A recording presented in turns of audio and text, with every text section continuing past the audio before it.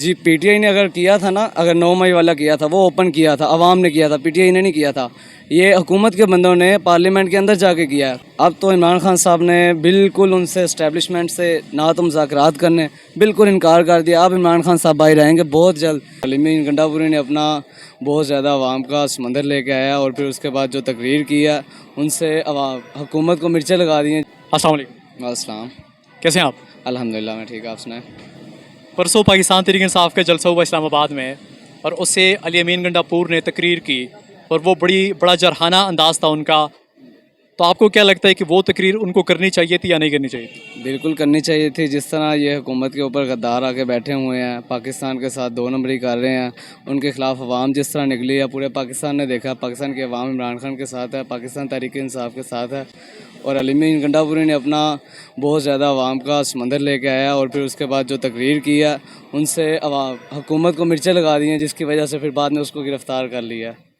یہ وجہ اس کے بعد نہ صرف علی امین گنڈا پور کو انہوں نے 7-8 گھنٹے کہا جاتا ہے کہ گرفتاری میں رکھا، اور اس کے ساتھ ساتھ پارلیمنٹ کے اوپر بھی حملہ کیا گیا، اور پارلیمنٹ کے اندر سے جا کر نامعلوم افراد نے پاکستان تحریک انصاف کے جو ارکان ہیں ان کو گرفتار کیا.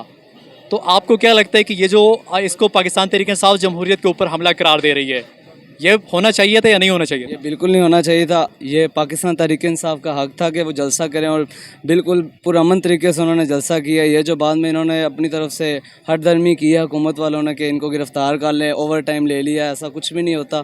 جب آپ نے ان کو الاؤ کر دیا پھر کس چیز کی ضرورت ہے ان کو پکڑنے کی، گرفتار کرنے کی، حراست میں رکھنے کی. اور یہ جو انہوں نے حملہ کیا یہ بہت بری پاکستان کے خلاف سازش تو یہ ہے، 9 مئی والی تھوڑی ہے، یہ سازش ہے. اسٹیبلشمنٹ کے اندر جا کے انہوں نے حملہ کیا، پارلیمنٹ کے اندر جا کے. تو اس سے پہلے یہ پاکستان میں کبھی نہیں ہوا؟ نہیں بالکل یہ نہیں ہوا.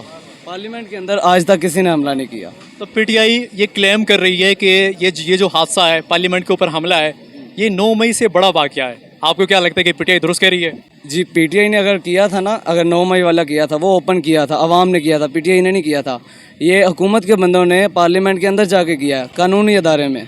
یہ تو یہ واقعی پاکستان کے خلاف ہے، تو اس کے خلاف بہت سخت ایکشن لینا چاہیے. تو علی امین گنڈا پور کی تقریر کے بعد پاکستان تحریک انصاف کو اس کی پوزیشن کو آپ کس طرح دیکھ رہے ہیں؟ اب تو عمران خان صاحب نے بالکل ان سے اسٹیبلشمنٹ سے نہ تو مذاکرات کرنے بالکل انکار کر دیا. اب عمران خان صاحب باہر آئیں گے بہت جلد، کیونکہ عمران خان کی پوزیشن بہت مضبوط ہو گئی ہے پی ٹی آئی کے اس جلسے کی وجہ سے. اب 22 ستمبر کو ادھر پھر مینار پاکستان پہ جلسہ ہے، اس میں بہت بڑا رجحان آئے گا عوام کا.